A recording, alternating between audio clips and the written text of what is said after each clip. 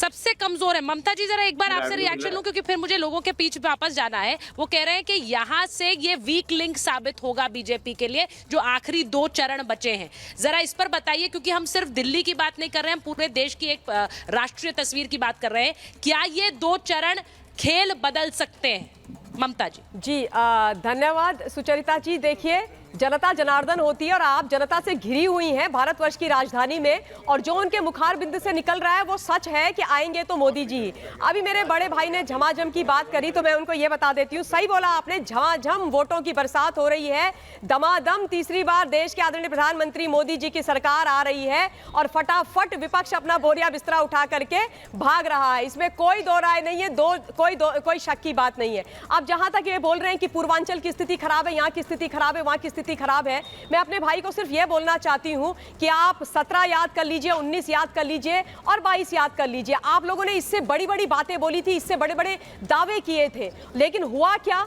हुआ वही जो सारे देश ने देखा। कौन जीता? योगी जी और मोदी जी की सरकार जीती, यानी डबल इंजन की सरकार जीती, यानी विकासवाद जीता, और जनता जनार्दन ने उसी को सत्ता सौंपी है जिन पर उनको भरोसा है। तो मेरे भाई, ये तो हाथ कंगन को आरसी क्या, पढ़े लिखे को फारसी क्या, जो सच होता है वो दिख ही जाता है। अब थोड़ा सा मैं बात करूंगी अरविंद केजरीवाल जी पर, क्योंकि सर्विस बैकग्राउंड से आती हूं और लगातार इनके लिए जो पाकिस्तान से प्रेम निकलता है सुचरिता जी, उस पर थोड़ा सीरियसली बात करनी जरूरी है। जिस दिन केजरीवाल जी अंतरिम बेल पर आए थे, उस दिन भी फवाद चौधरी ने, यहाँ लोग भी बात कर रहे हैं, बिल्कुल बोलिए जी, समर्थन दिखाया था उस दिन में फवाद चौधरी ने, और hashtag Kejriwal released good news लिखा था फवाद चौधरी ने। आज भी उन्होंने जो है मोर पावर हैशटैग लिख दिया है। अब लोग बोल रहे हैं कि फवाद चौधरी कौन होता है, फवाद चौधरी इनको समर्थन कर रहा है तो हम क्या करें? नहीं, ये समझना पड़ेगा कि फवाद चौधरी केजरीवाल जी को समर्थन क्यों करता है। आप लोगों को याद है जब इस देश की जांबाज सेना ने सर्जिकल स्ट्राइक करके पाकिस्तान को घर में घुस के मारा था, तब केजरीवाल जी अपनी देश की सेना के साथ खड़े नहीं हुए थे, वो पाकिस्तान के साथ जाकर के खड़े हो गए थे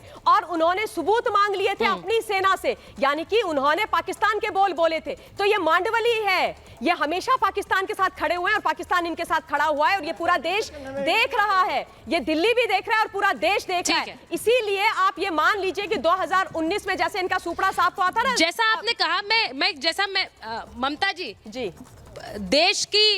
देश का दिल राजधानी है, इसीलिए मैं कह रही हूँ कि आज यहाँ दिल्ली वासियों से सिर्फ दिल्ली की बात नहीं हो रही है, मैं एक राष्ट्रीय तस्वीर की बात कर रही हूँ। आज जब बात चर्चा हो रही है, 2 फेज बचे थे, आज छठा पूरा हो गया, अब 7वें फेज की वोटिंग है। वो कह रहे हैं कि इस फेज में खेल बदल सकता है। आपको लगता है खेल बदल सकता है? कौन खेल बदलना चाहता है? खेल एक तरफ का है, बीजेपी का। अच्छा, नहीं तो दूसरे तरफ भी तो चुनाव है और बड़े बड़े नेता हैं। अब कितने भी आ जाए, 400 पार हो गई है बीजेपी की। अच्छा, आप इस पर भरोसा करें? देखिए, सही मायनों में 52 से लेकर के और आज 2024 आ गया, शायद 21वां लोकसभा चुनाव है। पहली बार ऐसा हो रहा है 52 से लेकर, जबकि नेहरू जैसे लोगों ने नेतृत्व किया है 3 लोकसभा चुनावों का, ये पहली बार ऐसा लग रहा है कि चुनाव नहीं है, नेतृत्व मतलब एक ही व्यक्ति है जो सरकार बनाने जा रहा है, कोई चुनाव है ही नहीं और ऑप्शन पब्लिक के पास भी नहीं है। तो मोदी जी ही आ रहे हैं, मोदी जी ही देश को नेतृत्व दे सकते हैं। ये तो सब एक दूसरे की पीठ खुजा रहे हैं और कुछ नहीं कर रहे हैं। चुनाव हो चुका है, घोषणा हो जाएगी 4 तारीख को। चुनाव हो चुका है, चुनाव हो चुका है। हाँ, ये ऐतिहासिक चुनाव है मोदी जी का, और सत्ता उनके मोदी जी का आएंगे निश्चित। नहीं, ये बताइए, आप लोग सब कह रहे हैं कि चुनाव हो गया, वहां पे जीत गए, लेकिन यहाँ पर जो दावे किए जा रहे हैं कि 300 पार इंडिया गठबंधन हो गया है, तो उसके पीछे भी तो कोई दम होगा, उनकी भी तो कोई ऐसा है कि यदि मैं चुनाव लड़ने से पहले यदि मैं ये स्वीकार कर लूँ कि मैं तो हार ही रहा हूँ, तो मैं चुनाव क्यों लड़ूंगा? ये केवल एक दिखावे की राजनीति हो रही है, केवल एक दिखावे के लिए बहुत बड़े बड़े बातें की जा रही हैं कि हम चुनाव जीत रहे हैं, हम यहाँ पहुँच रहे हैं। बाकी जनता आपके सामने है, यहाँ पे जितने भी लोग खड़े हैं, आप उनकी परसेंटेज देख लीजिए और उनके विचार देख लीजिए, आपको अपने आप अनुमान लग जाएगा कि जो कह रहे हैं कि हम चुनाव जीत रहे हैं, हम 300 सीटें जीत। यहाँ पे वोटिंग स्लो हुई थी क्या? क्योंकि आज आतिशी जी ने कहा कि भाई स्लो वोटिंग करा दी, क्योंकि हम आम आदमी पार्टी के जहाँ वोटर थे स्लो करा दी। ये सारे झूठे दावे हैं, जो 22 लोग इकट्ठे हुए हैं, ये सब झूठे दावे हैं। हमारे मोदी जी हैं, वो ही हिंदुस्तान को वर्ल्ड में नाम उनका कर देंगे हिंदुस्तान का, और ले गए हैं। वर्ल्ड में उन्होंने पूरे हिंदुस्तान का नाम किया है। और आज हमारे शंकर गार्डन में इलेक्शन था और लोगों में इतना ज़्यादा उत्साह था, जैसे त्यौहार की तरह, इतनी गर्मी भी लोगों में इतना उत्साह था कि 60% वोटिंग आज नहीं, पर मैं ये क्यों ना मानूं, मैं आपसे पूछ रही हूँ, आप लोगों ने कहा ये मोदी का वोटर है, लेकिन क्यों ना मानूं कि ये जो सारे जो लोग जुट रहे हैं ये सब मोदी के वोटर हैं? आप बताइए। मोदी जी ने भी 40 अलग अलग क्षेत्रीय पार्टियों से गठबंधन किया है। मोदी अकेला इंडिया में डॉट है, बीजेपी में भी डॉट है, भारतीय बीजेपी सब में डॉट है। अभी वो बोल रहे हैं एम्स बन गया, दरभंगा एम्स की 4 दीवारें भी पूरी नहीं हुई।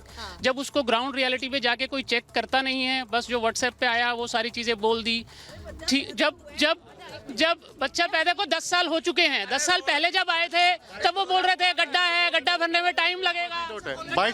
22 पार्टियां डॉट है या ये एक पार्टी डॉट होती है? ऐसे वो कह रहे हैं कि जी इंडिया गठबंधन कह रहा है 300 पार। मोदी जी ने शुरुआत ही 400 पार से करी।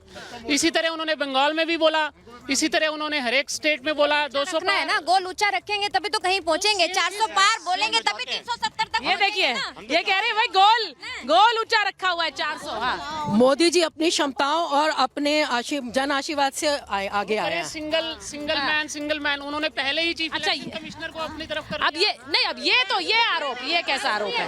ये कैसा आरोप है? ये कैसा आरोप है? ये कैसा आरोप है? एक सेकंड। अच्छा एक मिनट, मैं प्रेम शुक्ला जी के पास जा रही हूँ। प्रेम शुक्ला जी, यहाँ पर बहुत से लोग एक मिनट देखिए, उनको भी हक है अपनी राय रखने का, लेकिन गलत जानकारी नहीं जाननी चाहिए। मैं आपसे पूछ रही हूँ प्रेम शुक्ला जी, जरा बताइए, ये जो चुनाव है, जैसा उन्होंने कहा कि ये पूर्वांचल बीजेपी के लिए सबसे ज्यादा मुश्किल साबित होगा अगले 2 चरण। आशुतोष जी जो बात कह रहे हैं, मैं चाहूंगी उस पर बात करिए, क्योंकि अगले चरण में प्रधानमंत्री जी की भी सीट पर वोटिंग होनी है और अखिलेश जी ये कह चुके हैं कि वो सीट भी फंस जाएगी, ये देख लीजिएगा। ये उन्होंने उनका ही बयान है। प्रेम शुक्ला जी, विपक्ष का काम तो कहना ही है, वो कहेंगे कुछ ना कुछ तो कहेंगे। अखिलेश जी इस तरह के जो हैं हवाई दावे लगातार करते रहे हैं। 2014 में हारे बुरी तरह और सिर्फ परिवार के ही 5 लोग जीते। 2017 में बुरी तरह हारे, 50 के नीचे चले गए विधानसभा सीटों में।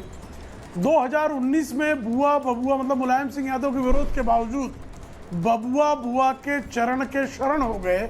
उसके बाद भी 5 से 6 सीट नहीं जीते, ये पूरा देश जानता है। इस बार तो बबुआ के साथ जो है बुआ भी नहीं है, तो वो कौन सी सीट जीत रहे हैं भाई?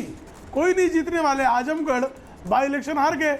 जब बबुआ की पार्टी बुआ की पार्टी से अलग होकर चुनाव लड़ी तो आजमगढ़ की सीट पर दारुण पराभव का सामना इन्हीं अखिलेश यादव की पार्टी को करना पड़ा। रामपुर की सीट पर पराभव का सामना करना पड़ा। तो उसी तरह से इस बार बुरी तरह हार रहे। एक बात। दूसरा है कि यहाँ दर्शक में से लोगों ने कहा कि भाई हवाई दावे। भाई साहब, आपकी जानकारी के लिए बता दें, कांग्रेस के 55-60 वर्षों के कार्यकाल में 1 एम्स का निर्माण हुआ। अटल जी के कार्यकाल में 6 एम्स का निर्माण हुआ। आदरणीय मोदी जी के कार्यकाल में 16 एम्स के निर्माण हुए। उसमें से कुल मिला के आज 20 एम्स यानी 13 एम्स जो है वो सक्रिय है। 3 एम्स का काम चल रहा है।